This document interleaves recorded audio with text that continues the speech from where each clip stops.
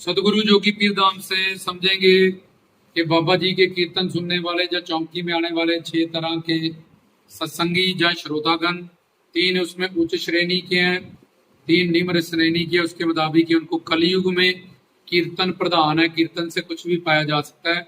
नाम, गुण, रूप, लीला, धाम और संत गुरु, इन 6 चीजों से मन बुद्धि का जुड़ाव, जिसको कीर्तन और चौकी कहते हैं, जो कलयुग में प्रधान है। सिमरन में शुरू में ध्यान जोड़ना जब तक सिद्धि अवस्था नहीं आती मुश्किल होता है, इसलिए पहले कीर्तन से शुरू होते हैं। तो उसमें नाम, गुण, रूप, लीला, धाम से मन बुद्धि का जुड़ाव होना चाहिए। लेकिन ऐसे कीर्तन में या चौकी में या गुरु के प्रवचन को सुनने वाले 6 तरह के श्रोतागण होते हैं, या 6 तरह के कह लो सत्संगी होते हैं।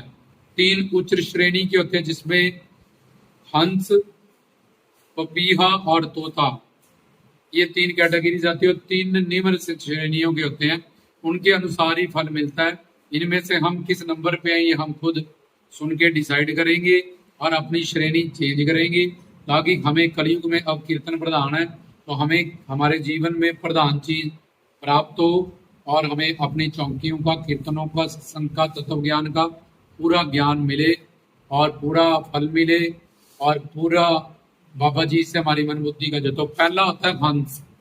हंस में एक खासियत होती है, दूध और पानी अगर मिक्स कर दो कोई अलग अलग नहीं कर सकता, लेकिन हंस में सिर्फ एक ऐसी काबिलियत होती है, अपनी चोंच से दूध पी लेगा, पानी छोड़ देगा।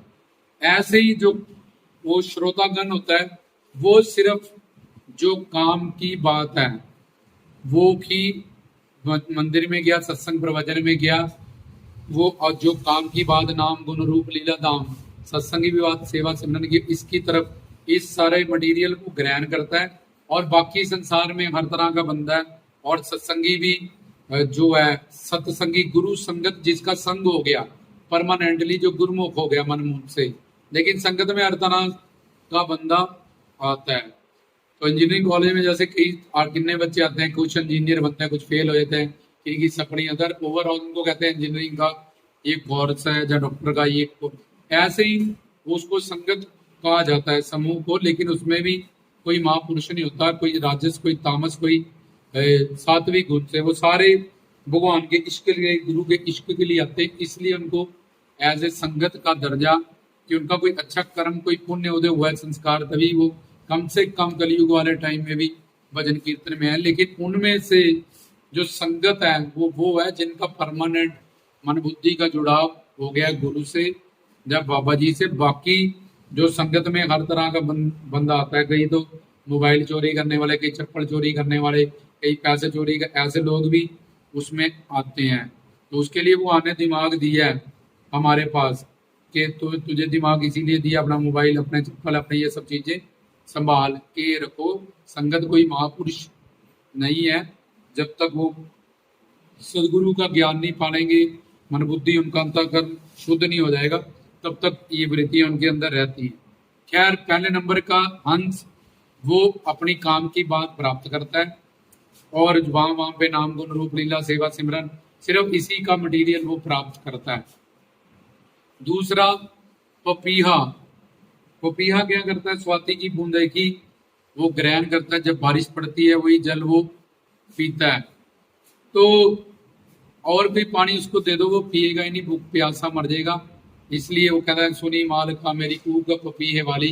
तो जब बड़ी गर्मी जून जुलाई में, तो पपीहे कूकते हैं कि हे प्रभु, हम बादलों का, स्वाति का ही बूंद पानी पिएंगे, नहीं तो मर जाएंगे। ऐसे ही वो सिर्फ भगवान की सेवा सिमरन की, गुरु की बात ही सुनता है, और कोई बात वो सुनता ही नहीं है। वो कहता है मर जाऊं इससे अच्छा, गुरु की बात आती है तो कर, सेवा की बात आती करती, निंदा चुगली करनी है अपना वही तेरे साथ कोई लेन देन। तो हंस ने तो चुन लेनी है उसमें से, क्योंकि विपरीत माहौल है संसार का भी, और जहाँ भी आश्रम में हम हो, सत्संगी धाम में हो, या जहाँ भी चौकी लगा रही है, वहाँ जो संगत आ रहे हैं, श्रद्धालु आ रहे हैं, वो भी रजतम सतगुण के अंदर है। तो तीसरा तोता, जो ज्ञान वहाँ दिया जाता है वैसे वैसे ही वो अपने से कुछ ऐड नहीं करता ऊपर नीचे बातों को, वैसे ही जो गुरु से सीखा बाबा जी के बारे में, वैसा वैसा ही आगे लोगों को सिखाता है, खुद भी ग्रहण करता है। ये तीनों उच्च श्रेणियों के श्रोतागण है और सत्संगी है, जिनका कल्याण अकॉर्डिंग टू के वो हंस हैं, पपी हैं, तो उसके हिसाब से परसेंटेज वॉल्यूम के हिसाब से होगा ही होगा। अब 3 निम्र जोनियों के होते हैं। इसमें आता है पहले नंबर पे बैल। बैल को नीम दे दो वो भी खाता है, मिठाई दे तो वो भी खा लेता है। तो लोग चौकिया में जाते हैं, मंदिरों में जाते हैं चौके, तो निंदा चुगली पर दोष ये भी सुनते रहेंगे और धार्मिक बातें भी एक कान से सुनते रहेंगे प्रवचन। तो कोई रिजल्ट नहीं होता। एक कपड़े को अच्छे पानी से धोया, गंदे से धोया, अच्छे से, उसमें कोई एक कदम आगे चला, एक पीछे, एक आगे, कोई रिजल्ट उसमें नहीं होता। जैसे नौका को बांध लिया, चप्पू मारता जा रहा है, कोई परिवर्तन, कोई रिजल्ट, कोई फल उनको नहीं प्राप्त होता। इसको बैल कहते हैं, बैल, कि उसने निंदा चुगली, बहू की, सांस की, इधर उधर की, और एक तरफ से कीर्तन भी, सत्संग भी, पेटे भी सुनता रहता है। दूसरा ऊंट, वो सिर्फ ये देखता है कौन सा कपड़ा, बड़ा अच्छा सूट पहनना है उसने, बड़ी अच्छी ड्रेस पहनी है, अब बड़ा अच्छा हेयर स्टाइल बनाया है, या इस मंदिर पे बहुत ज्यादा पैसा लगा है उसको, या इस मंदिर में बहुत अमीर अमीर लोग आते हैं, या यहाँ मूर्तियों का श्रृंगार बहुत महंगा है, यहाँ सोने का मुकुट चढ़ा है। बस ये वाली चीजें वो राजस गुण से युक्त हो गए। बस ये सब चीजों को ये वॉच करता रहता है।